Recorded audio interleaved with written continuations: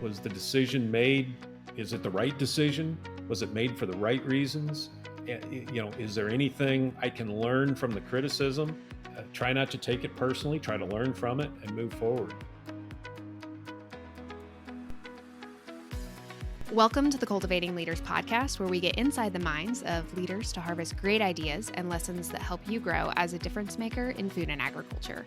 I'm your host and curiosity captain, Nicole Ursing. Today's guest leads one of the most recognizable and influential organizations in the beef business, one that touches every part of the supply chain, from genetics and marketing to education and research. Mark McCully is the Chief Executive Officer of the American Angus Association. His career has spanned every corner of the supply chain, from genetics to retail, giving him a unique perspective on what it takes to keep the beef industry relevant, resilient, and innovative. Whether he's talking about sustainability, efficiency, or the next generation of cattle producers, Mark brings a clear, confident vision for where the beef industry can go. Mark, welcome to the pod. Thanks for having me, Nicole. Curiosity Captain. I like that title. It's very Yes, cool. I like it too. Thanks. I get to ask all the fun questions. So I am so excited to have you here. I know I say this often for anyone who listens to every episode of our podcast, but I'm very excited about this guest and having you specifically because I have had the pleasure of getting to work with you and for you. And so for anyone who is listening, a piece maybe I'll add to your bio from a personal standpoint is one of the best leaders that I have gotten to work with it and for. So very excited for our conversation today. Thank you. That means the world. Well, it's true. So, Mark, what did I miss from your very short bio that I read? What's something that maybe people wouldn't see on your LinkedIn or in what I shared about your career journey? I always introduce myself. I'm an Illinois farm kid, and never went to CEO school. That's I say that a lot to my team. I'm trained as an animal scientist. I love the cattle industry. I always wanted to be in the cattle industry, and just had the great opportunity to continue to be in some different positions of leadership along the way, and to where I am today. But again, this was never the grand plan. It was just Illinois farm kid, loved FFA, loved livestock judging, just loved the cattle industry, and opportunities presented themselves along the way. So, what was the grand plan? I don't know there was a grand plan. I would have graduated high school in the late 80s at a time the ag economy was not a time when parents were encouraging their kids to come back to farms, right? So, and we were a small, very small outfit. And so the grand plan was I just wanted to go work someplace and figure out something in cattle. And probably like a lot of kids, I started with like, well, I'll be a vet. That I can do that, because I didn't probably know what all the career opportunities were. And then just, my eyes got opened, and we took off on this adventure.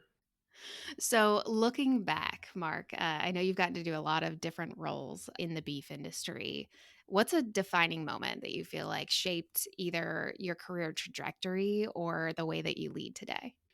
You know, I think, I think back on some of the early roles is, I don't know if there was, I can't think of necessarily a one defining moment. I think being asked to step into roles when I didn't think I was ready, and I wasn't ready. I think that's probably one of those takeaways that I've always tried to remind myself of. I don't know I've ever been ready for a position I've been asked to step into, and yet I've just always had such incredible mentors around me. I've had people around that weren't going to allow me to fail. I think about some of those big moments when you're asked to take a promotion or lead a team. Or I think I was like 2 weeks into my role at Certified Angus Beef, and I got to go to a corporate review with IBP. I was director of packing. I should have never been director of packing. I just had a couple of people that thought I could do a good job, and it was a different time, probably at Certified Angus Beef, where they were willing to,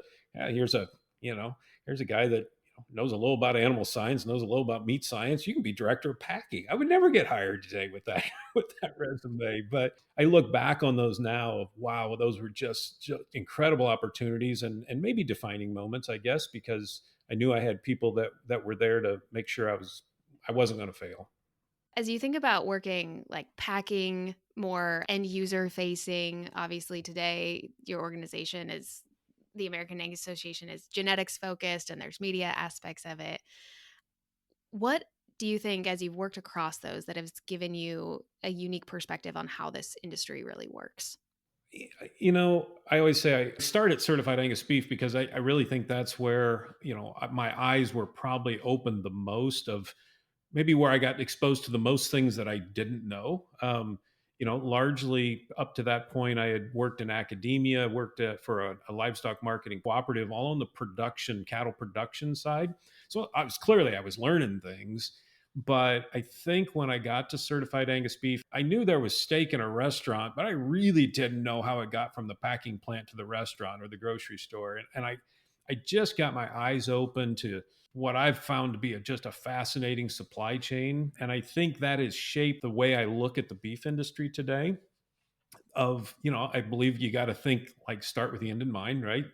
Consumer first. We got to make sure we have a product that the consumer trusts and wants at the end. And then we got to have this successful supply chain that allows that product to get to the consumer, and every segment along the way has to be successful. So I think about it more as a system, maybe, and a complete process that has to happen for that consumer to love our product in the end. So that's really interesting that you describe it as a system, because one of the things that AFA does is really teaching systems thinking. In your journey, it sounds like that's something you had to learn. And how did you develop that? And I think, and sorry, this is like me, me, three-part question here. How does that apply to the role that you're in today? And that being able to think about things more holistically across an entire system, whether that's a supply chain or the depth of the organization that you lead today? Yeah, and maybe it's because I've been very curious about all the different segments, and so that's maybe naturally something that I've pursued. Because back to I always say, if I had it to do over again, I probably would have taken some classes around even just basic business classes or any type of system. I didn't really have that technical training. I was technically trained as an animal scientist, a ruminant nutritionist, right? And so and I think that's in the beef industry. That's an area we can all get better. Is stepping back from our individual segment. We all tend to be pretty passionate about the piece, the piece that we know and the piece that we are maybe experts in, and so just trying to think about it. And I always said Angus has given me this incredible opportunity on any given day to touch any segment of the supply chain. I don't work as closely today in certified Angus beef as I once did, but still have involvement there, to all the way to what the chefs think of our product. To I do work more closely day to day on the genetics and the genomics, and so just having that vantage point that I have today is it's fun, and it probably fuels that wonder and curiosity I have around how do we make it better. Yeah, yeah. So I think I failed to do this because obviously all of us on this call, including producer Savannah, have a background in Angus. But for those listeners who maybe don't have a clear understanding of the American Angus Association, it's a breed association, but it's a lot more. Can you provide a scope of everything that Angus does and touches? Yeah, no, that's a good clarification, and I do tend to skip over that myself. And the association is, for those that understand traditional breed associations, they're formed to keep the herd book and the breed registry of Angus cattle here in the U.S. And since that was formed 140 some years ago, the organization has grown. We're technically 5 companies now. We're the parent company of the American Angus Association, and then we have 4 wholly owned subsidiary companies. The Certified Angus Beef brand that was founded back in 1978, that operates as a separate but wholly owned subsidiary company. Angus Media is our media company. We run a couple magazines. We run a sale book production, website, digital marketing, and things for breeders and corporate partners. That's a separate standalone company. It's actually a for-profit company.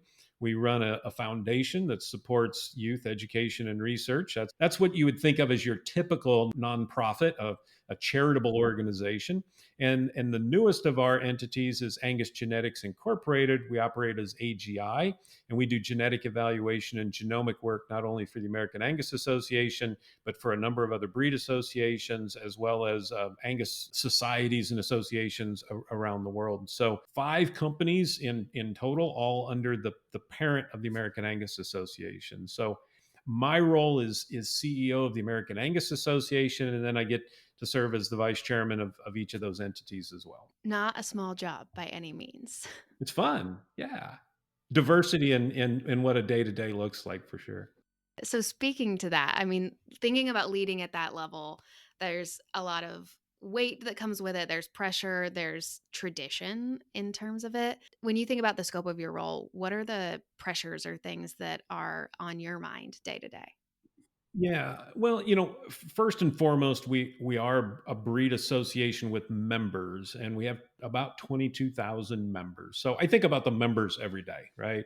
I try to think about what is important to them today, and then I think we always, as an organization, the word we use is relevant. We want to make sure we are a relevant organization to them today. How do we make sure we're relevant in 5 or 10 years from now? And that's probably the piece that keeps me up at night, right? Of trying to anticipate where do we need to be. We're so fortunate today. The position we sit in is because we had leaders and board input and member input through this process that thought about we need a branded beef program, right? That was pretty novel and innovative thinking in 1978. Or we need a genetics company, or we need a media company, or we need to innovate in this particular area or bring value in this particular area.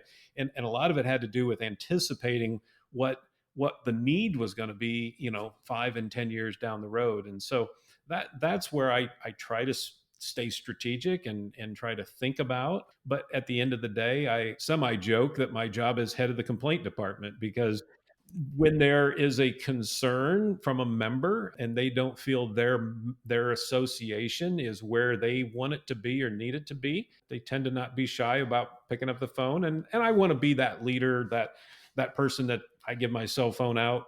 It's on my business card and people can call, and I want to be very, very accessible. And I work hard at being accessible. Yeah. So talk about there's 22,000 members. That's a lot of people to keep happy. You also have several staff as well. So how do you approach leadership in a space where people care so deeply about what they do and are very passionate about it, but maybe not always passionate in the same direction? Yeah. Well, you gotta get comfortable with you're not going to make everybody happy all the time, right? Whether you're leading a team of 3 or 300 or a membership of 22,000, you're always going to have folks that are going to disagree to some level. I think I try to always focus on let's get to the intent. Can we align that the intent of what we're trying to do can we get agreements there, right? And then we can debate and have good, solid, healthy, fruitful debate around the best way to carry out and get to that and to fulfill that intent. But in this day and age, unfortunately, sometimes it's even hard to communicate consistently what the intent is. Things can be misconstrued. So you're not always going to keep everybody happy. I think we try to lead, and I personally try to lead with authenticity. Be humble, acknowledge you don't know everything. Sure as heck, have more to learn, and you're open to listen, open to feedback, and be very, very real about what our intent is, who we're operating for, and whose best interest we're looking out for. So how do you make decisions in such a diverse way? Like you can have members who are passionate about something, staff that's passionate about it, differing ideas, and yet at the end of the day, like Angus is making decisions for a large sector of the industry, honestly. So in that scenario where you are dealing with complaints and passionate people, how do you make decisions? I mean, it starts with listening. I mean, you need to truly listen to what people are trying to tell you, and that's not as easy as it sounds, right? Because you got to listen through at times. What are they really saying? Are there some true motives? Are there some ulterior motives? Right? So really trying to listen, and then I think it's always important to make sure that you've got a lot of clarity around the mission, whether it's your strategic plan, your core objectives. If you don't have clarity around that and able to use that as a grid to look at decisions, things are going to get even harder, right? Because you'll have two people making very compelling points, which one is most accurate and best fits what your strategic intent is and what your mission is. And that kind of boils it down, making it sound simple. It's not by any means. I mean, it is, I come back to intent. Ultimately you try to get folks back to center around what we're trying to accomplish, whether that's working with staff. And then ultimately, as if you've listened well and been authentic and you there's going to be times where decisions are going to need to be made where somebody's likely not going to get their way or land on the other side of a decision. And then you've got to work at, okay, I try to avoid this agree to disagree. I think that's actually a terrible idea, because when we agree to disagree, we're still debating, right? Because tomorrow we're probably back to debating. We try to get to disagree and commit, right? Can we disagree but commit to this direction and commit to making this work? That's easier to said than done with a team of employees, right? Where you have some level of influence, like, okay, this is still the job, right? When you have members, getting them to disagree and commit is harder, but I think that's the goal, right? That's the goal. So when you look at doing that, I think that requires a very specific skill set of a communicator and also probably someone who is able to have some thick skin. What have you learned about communicating through some of these crucial conversations where people passionately disagree with either a direction that the association is going or even a decision with staff? Yeah, I mean, you gotta. I do tend to want to come back to, you get back to your true center, your true north, your true right. One, did you make the right decision? I mean, I think there's times where you've got criticism coming, and I think as a leader, one of the hardest things times is to swallow some pride and say, you know what, I missed this one, and we're going to back up, or we're going to do this different. So, first and foremost, if you've got criticism coming, is it legit, and do you need to reverse course or modify course, right? So I think you, as a leader, you never want to be too scared to do that. I think at times that's the absolute best decision. Other times you've just gotta, you gotta listen to the criticism. You try not to take it personal, and I say try because these are things that are not easy. As you know, Nicole, we've been in a situation where we had a research grant that we accepted into our foundation from the Bezos Earth Fund. And I think anytime we get into this sustainability space, it can be very, very polarizing. And there's folks that have some very, very strong feelings about any involvement in that space. And and you have to respect that, right? You have to respect and you have to listen to that and make sure that as best you can, those people feel respected, that you're not, I always am reminded, you can't argue with somebody's feeling. That's how they feel, right? So you can't tell them that they're wrong and they can't feel that way. Well, that's not going to be a very productive discussion for you. So you got to acknowledge that. You got to be an empathetic leader, right? At that point, you got to show empathy. You got to sincere, right? You can't just give it lip service, because that'll be seen through very, very quickly. But then you gotta, again, get back to, listening to what the concerns are.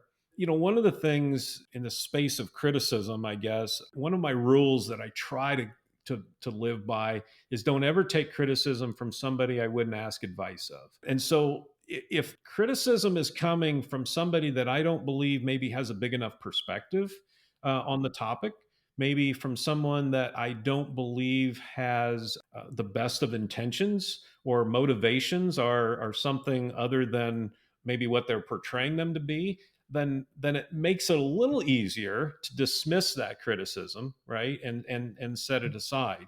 A little easier. I mean, I can tell you, as somebody, over the last few months, it's, and social media has added this whole new world of the ability to be, anonymously criticize people with very little or no knowledge of a situation, and personally attack their integrity, personally attack their intent. That's hard. I can tell you that's hard stuff to work through. But it's you gotta you gotta come back to, was the decision made? Is it the right decision? Was it made for the right reasons? Is there anything I can learn from the criticism? Try not to take it personally. Try to learn from it and move forward. The other thing, I think, what I've also found the difference in, if you can get away from social media and have a conversation with someone, either just on the phone or for sure in person, it's a whole different scenario, right? People are quite brave behind a keyboard, and that adds a whole new wrinkle that you gotta sort through. Well, I think too, a lot of times in especially online criticism, it takes away some of the humanity of it. And it seems that your approach is very like it brings the human aspect back into things. Like if this is really how you feel, let's have a conversation. And you talked at the beginning of this about like you give out your cell phone number, you respond to some of these people. It reminds me of an early conversation I had with someone in this controversy we had with the Bezos Earth funding. And this person was mad and they kept saying they. And I finally pushed back. I said, "Who is they? Uh, I don't know who the they is. Are you talking about me?" "Well, no, I don't mean you. I mean they." And it was a reminder to your point that it's easy to be angry at a non-human thing, right? A corporation, a company, a they that I really don't know who they are, but you know, but when you start human, this was somebody I've known for a long time. It's like, no, this is Mark you're talking to, and it was it changed the discussion, right? It changed the discussion, and so as vulnerable as you can be with that, as authentic and transparent and available as you can be through those things, I found that to be very productive, and you can make progress. Is it worth all the time you spend on the phone with people dealing with feedback? I don't know. There's an alternative. Is it worth it? There was conversations I got done with where I thought, okay, yeah, I learned. I don't want to make it sound like I moved them to my side, or of an issue, right? But it's like, okay, I think we both left with a bigger perspective than we went into the conversation. That's success. I've had those conversations where you left the conversation and I don't know that any progress was made of perspective building, and that's okay too. That's just going to happen. It sounds like though to me, Mark, that it's at least worth it to you to try. Have to try. I'll call anybody. I mean, I won't engage on social media, but I will take that a person makes a comment. I'll pick up the phone and call them. And I've called some of my harshest critics. It's amazing how those conversations go sometimes. They tend to have a little different tone to them when you get them on the phone. I like you talked a little bit about filtering some of the criticism too. I've heard that advice before. If it's not someone you would ask for advice, then that creates a good filter for criticism. But what I really liked that you said too was it made me think about if it's not someone you would have on your personal board of directors, or if it's not someone who has a piece of influence in your life, makes it easy to say like, okay, that one maybe I can set aside. How do you deal with the like internal process of it? Because some of this is like there's always an emotional piece I feel like to processing criticism, whether it's constructive and it's intended as a gift or not. I'm probably not the person to ask because I don't think I do very good at it. And I'd like to think it comes from a place that I care. I care about this organization. I care about the responsibility that I know I'm tasked with. You know me, Nicole. I like harmony. I like consensus. That's my hardwiring, right? And when you don't have it, it's hard, right? Because that's ultimately what you want. You gotta work through it. You gotta remind yourself that you come back to your core, all of the things that we've talked about, what the intent is, the facts. The criticism's hard, but it will come. And I think that's, as leaders find pretty quickly, the criticism, I think they always say that you should be at the back of the line for the praise and the front of the line for the criticism, right? And that's just the job description. And if someone doesn't like that job description, leadership's going to be really, really hard because it tends to come with it, if done well. I think if done well. That's a good add-on to it. Agreed. Agreed. So you've led teams that have experienced massive success, and like we've talked about, also I think we can fairly say massive criticism or intense scrutiny is maybe what we'll position it as. But how do you keep morale and mission steady through both of those things? Because it's one thing when you're at the top and you're at the front of the line and saying yes, give me the criticism. It's more challenging, I think, when it's your team members or the people that you lead. Well, I think first you got to stay up yourself as a leader. And there was days as we were going through, my team would tell you that there was days I was better than others. There was days where if you let some of the criticism get to you, well, I can't do that. You can't do that as a leader. That's where you got to be stronger, and you yourself have to be upbeat and positive and strong and optimistic first, right? And then you've got to work at making sure your team feels the same. They feel supported, right? They're reminded of all of the things, right? The intent, what we're doing is right, the support we have, right? And continue to make sure that, as a leader, you just, my approach is you got to step out and take as many of the arrows and the bullets as you can yourself, and to keep them away from your team. That's your job. But also know that a good team, a team that cares, even will see their leader doing that and know that I can be rough on morale. So it's just a constant reminder, checking in with people, right? Knowing where they're at, knowing, don't assume. You'll have some folks that will obviously, they'll be visibly upset, and that's easy to know. You'll have some others that look just, solid as a rock, but you got to check in with them too, and make sure that you truly know where they're at and what they're feeling, because they just may be putting up a good front, and they need supported, and they need encouraged, and they need propped up. Love that. How do you balance that with there's a lot of things to do in the job and there's the job itself of things have to get done, and then also finding the time to pulse check that, especially across a large organization? Yeah, for me, I have to be very intentional at that. I'm a big, I don't know if you've talked about Working Genius and Patrick Lencioni's Working Genius.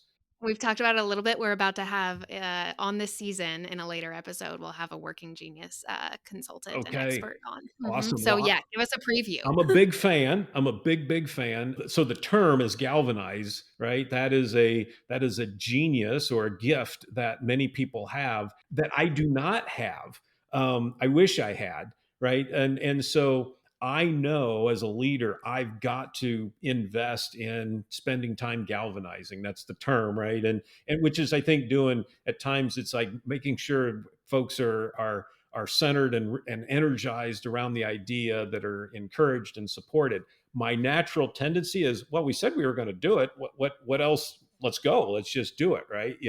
Um, Making sure that I'm doing and spending enough time galvanizing is something I just, and because it's my, as you're familiar with this, it's Is it my your frustration. frustration? I Yeah. don't do it well, but I know I have to work at it, and try. And or I need to make sure that we have team members, of which we do, that are galvanizers, that is their that is their gift, right? And so you make sure you put them in a position where they're well informed, and they're positioned to be able to go out and help you as a leader. Which again, what I hope all good leaders do is you identify those things that you're not good at, and you build a team around you that can help and support and compensate for where you're not good. Yeah. Yeah, absolutely.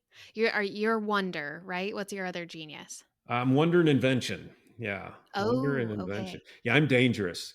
Yeah, I'm dangerous because I can stay at 60,000 feet for a long time, and it's fun. Yeah, That's a good genius though for where you're at too. yeah, yeah. Yeah.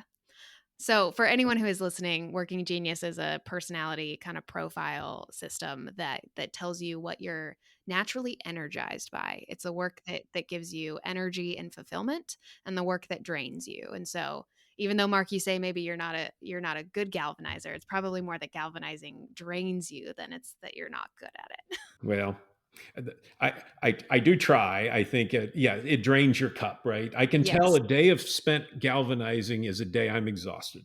Yeah, I don't Hmm. have much left. Yeah. Yes. Yes. How do you keep the tank full? Whether it's, the hard things that you're up against, dealing with criticism like we talked about, or those days where for me it's tenacity days when I have spent a ton of time in tenacity, I'm exhausted, right? So how do you fill your energy and keep your cup full, especially in a job that can be incredibly draining all the time? I don't have any hobbies, so that's bad. I know that's bad. When and I say that, you know me, I love my work. I mean, that's I think what I'm very very fortunate about of is I do love to work, and so where I find myself when I know I need a charge is let's go work on those things that are wonder and invention, right? It's more things that are bigger picture, or pick up the phone and talk to and call somebody that I know is going to be a bigger that wants to also be a bigger picture and have that discussion with me, right? I will find myself if I've been in the office too much, my wife picks up on this. If I've been in the office too much, I will start. I need to get out. I need to get out and be out and be with members, be out in the country, be on a tour.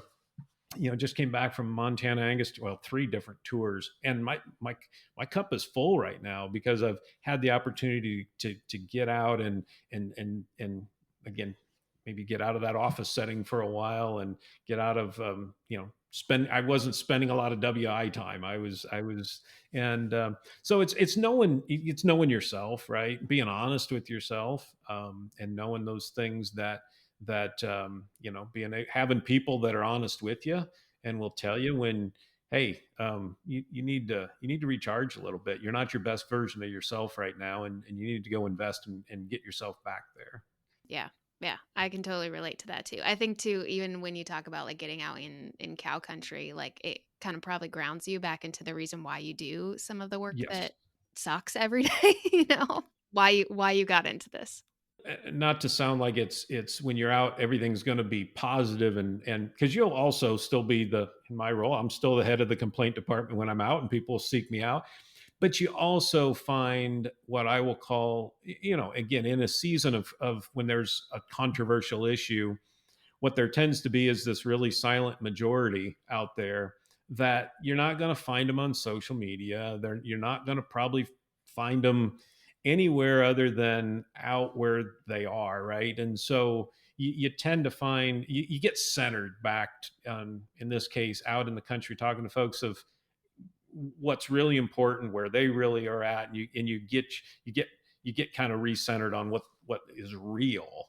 Social media can just get you so distorted. You get in echo chambers, right? And the algorithms are set up to feed you things that you either agree with or that you're wanting to see, and so it can really distort your perspective. And I think you gotta work to make sure that doesn't happen. Yeah. Yeah, I like the silent majority. I think that's insightful, and as you think about like whether it's leadership and leading a team of people, there's probably a silent majority there, or I'm a marketer. And so I think always sometimes like actually picking up the phone and talking to someone who is probably not going to come through our customer experience, support ticket kind of thing gives a completely different perspective. When you mentioned with the team, I've tended to take all of these idea or questions from a membership perspective, but I think leading a team, you can be led down to some wrong conclusions if you're only listening to maybe one or two team members that's very comfortable sharing their feedback. You got to make sure you're drawing the rest of the team out and knowing where they're at too, right? Otherwise, you'll go wherever that squeaky wheel or that very vocal person goes, and pretty soon your silent majority are no longer on board because they weren't listened to. So for those who are listening that aspire to be at your level someday, Mark, that want to lead maybe at the level that you're at now, what do you think that they should be working on right now, or what traits should they cultivate? You know, first it's getting centered on who they really are. I would ask the question, why do you want to do that, right? What's the motivation? If it's because I want a big title, and not that money and salary and advancements, that's not a bad thing. I don't think there's anything about, but it's got to be more than that. I think if the motivation to grow in your leadership capacity is just about title and maybe some of the financial things that typically come with that, I think it's going to be a hard path, right? So I think it's getting centered on that and being honest with yourself, right? Of what that looks like. But then after that, I think it's how do you invest in yourself? How do you put yourself in a position? I never set out to be in this role. It was really never a goal. I know some people are far more goal oriented, and it's like, I want to be here by this particular time, and nothing wrong with that. That's how people are wired. I tend to believe that you work hard, you do the right thing, you care about what you're doing, and opportunities will come your way. And that's probably been kind of my path. I think investing in yourself, meaning how do you be more curious? How can you make sure you're of a learning mindset, a learner mindset? And I think that is, if you adopt that early, I think sometimes it's easy for us to think, well, we got out of school, I don't have to, I can dump that learner mindset now, and now I can go do. Yeah. And it's right. You gotta, that's a trap, right? And the same trap can happen with someone like you get advanced in your career, and pretty soon you've got a significant title and you can fall in a trap there as well, of feeling like, well, I've kind of arrived, right? I've made it. I don't need, man, that's dangerous. So I would say just adopt the habits of a learner, a reader, whether you read, whether you listen to podcasts, whether you talk to interesting people. I mean, who are the interesting people that you have in your sphere that you're talking to? Who are the people that think differently than you do? If you're surrounded by a bunch of people that think exactly like you think, I would challenge you to go find somebody that just thinks differently, and you'll enjoy it, and you'll grow from that. The networking thing is an obvious one. I would say, build. That's, to me, that's part of investing in yourself. Build as many contacts as you can. Just get to know as many people as you can, and learn how to ask great questions. That's still something I wish I could do better, right?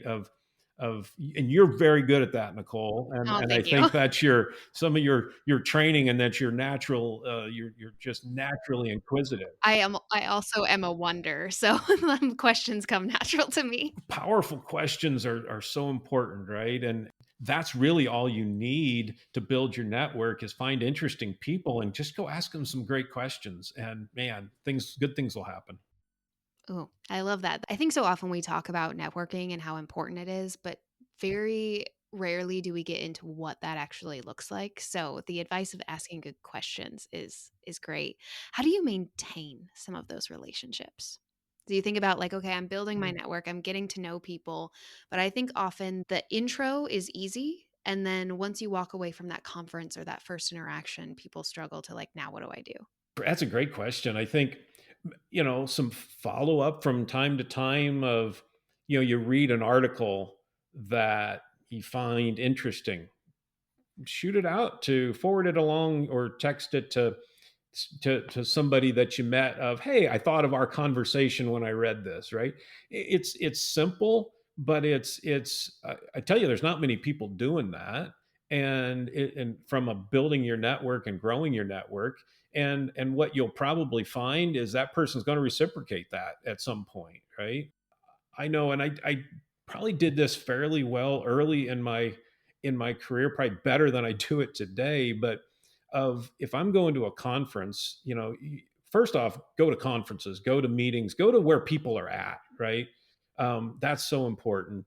Try to get the attendee list ahead of time, right? And find 5, 10 people that you want to introduce yourself to, and that you want to meet, or you want to have coffee with, or meet for breakfast, and then set it up, right? I used to just jam my schedule full at, like, an NCBA cattle con. I mean, there was not an open spot. I overbooked.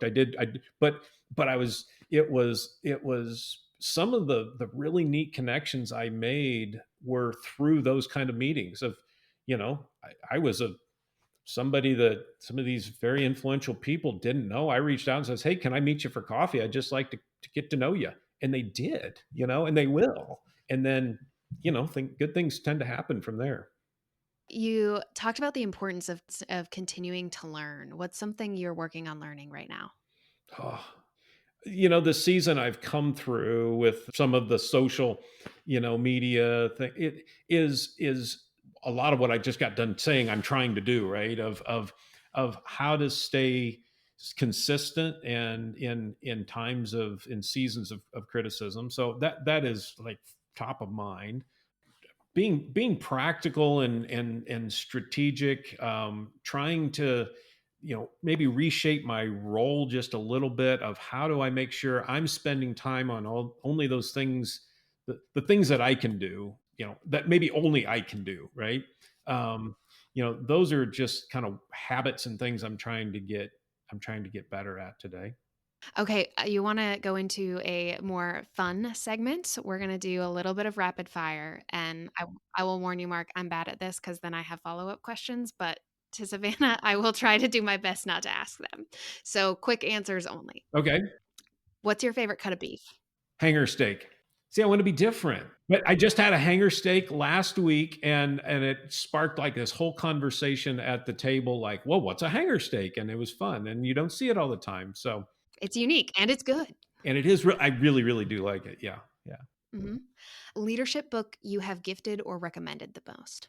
The Servant by James Hunter is my favorite, and I've given that out a lot. That's kind of required, a lot of somewhat required reading. The other one that I have also given out a lot is I don't remember who wrote it. Our Iceberg is Melting.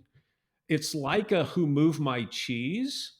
It's a fable, but it's about dealing with change, and like our Who Moved My Cheese, this one is about penguins, and it's anybody that's dealing with change. Either they have to lead change, which is something leaders have to do a lot.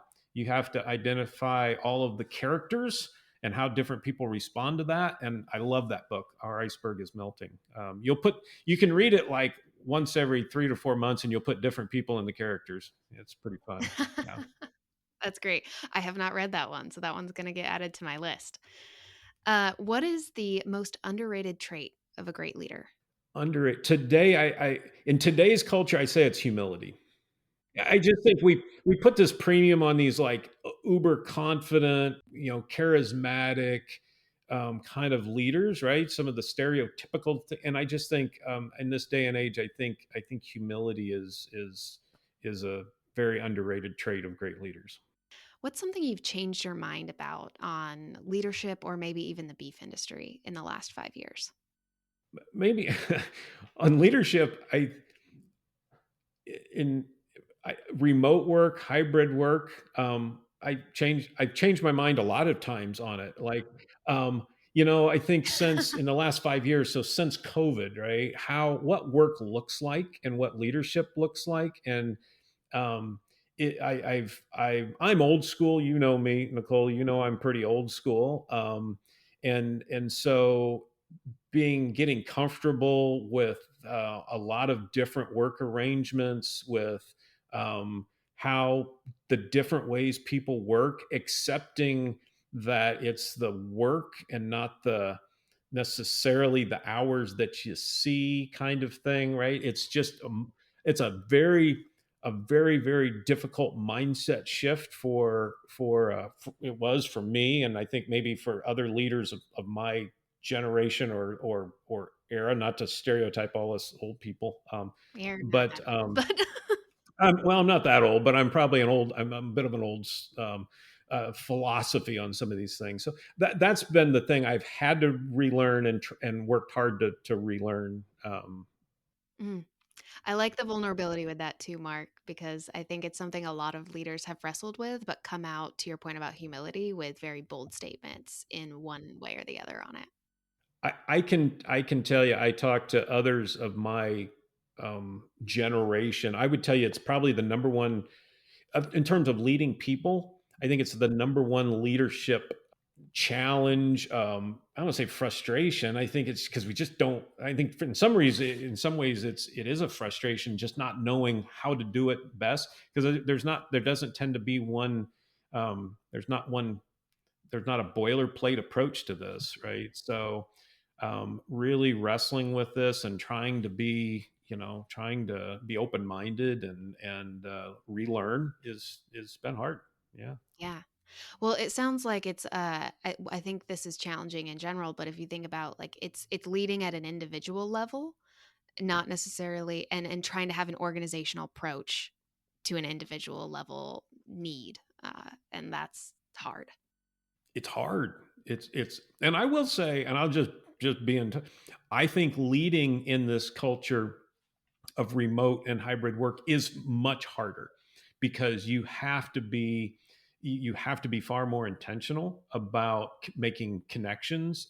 I guess I'm a believer that leadership starts with a relationship, and building a relationship is far easier when I see that person every day and I can go just pop in and say hello, and I can recognize by walking by them maybe that they're either having a good day or maybe not having a good day. um, I can so easily miss that, and I'm sure I do miss that today, of people having a bad day that I have no idea because I didn't physically see them, or maybe I had a quick Zoom call with them. But if they were if we shared a workspace, I would have seen it. I think I would have seen Yeah. Okay.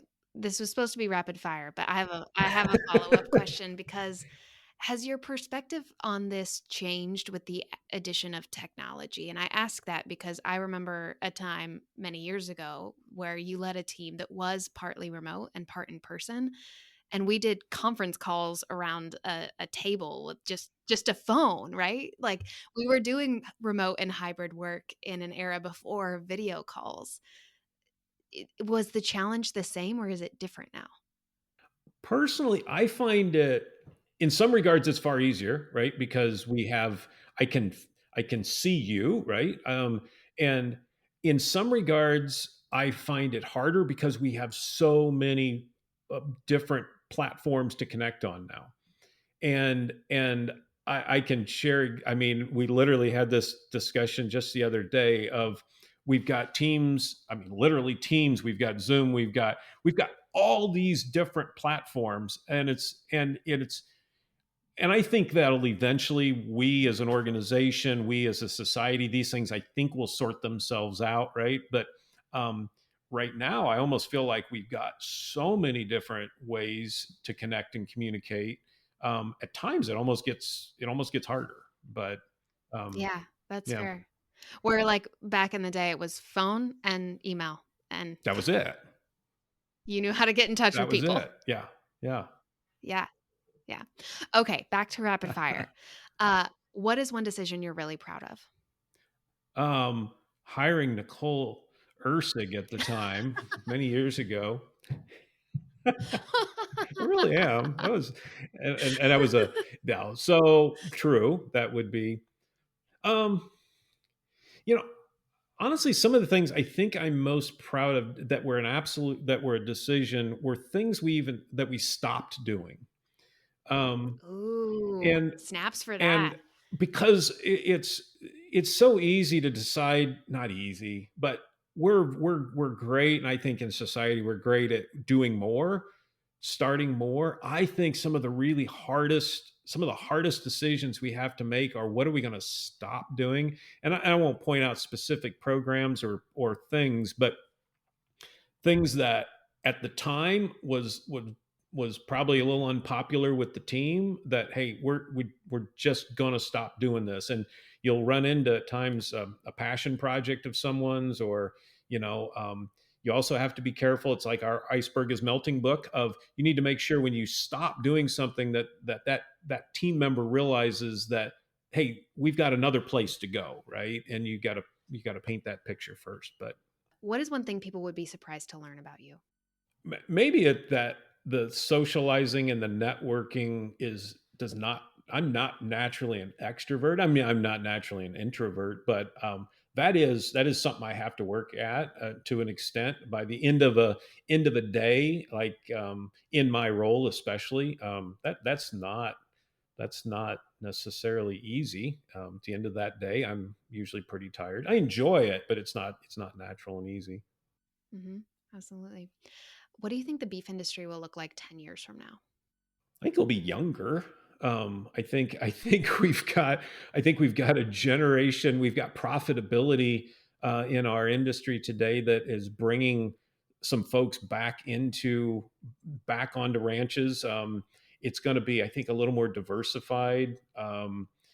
Because of that, I think operations are going to have to find some ways to generate more revenue to bring that generation back. But I do think with that, some of that younger generation, I think we're going to see a generational turnover. So I think with that will bring probably a little more technology, a little more of some solutions to honestly some folks that probably want to prioritize their time a little bit differently. We're also going to have labor. We're always going to have labor challenges. So I think some technologies that solve some labor and candidly free some people up to go do some other things other than be on the farm or ranch 24/7. That's exciting, honestly. Interesting to think about a beef industry that more technology, younger. Who is someone you look to for inspiration or perspective, either inside or outside of agriculture? One, I'm fortunate that I have my wife is someone that also grew up in this industry. She's been on this journey with me since college, right? So she's a sounding board for me, probably far more than what she cares to be. But she is a sounding My husband could say she the same she is thing. most definitely a sounding board, and she's someone that I know I have absolute confidence she will tell me what I need to hear. That's a risk of you start getting into in as you grow in your leadership role. And if you're not careful, you have people that won't be as honest with you. And so she's someone that I know I will get honest counsel from, and everybody needs to have those people around them. Um, Someone that you and Dr. Larry Cora. If I'm stumped, and if I just candidly need either a pick me up or I'm just stumped, I'll pick up the phone and call Dr. Larry Cora. Um, Incredibly wise, great man. He's a great one. Yeah. Mhm. Yes. Ah, exceptional one. Exceptional one, both Jerry and Larry. What do you wish more leaders in agriculture would say out loud, but often don't? I don't know if this fits. One of the It seems like every cattle meeting you go to, people say we got to tell our story, and I'm just so sick of that. I just think we need to. I don't know. It's popular to say. I don't know that's the solution. We don't need to educate consumers. No consumer wants to be educated. We just need to do a better job of do all the right things and be transparent in how we do it and get on down the road. That's probably not popular. Yeah. Preach. I feel the same on that one. Which honestly, that kind of leads into the perfect last little segment is at AFA, we love hot takes. So unconventional and bold opinions.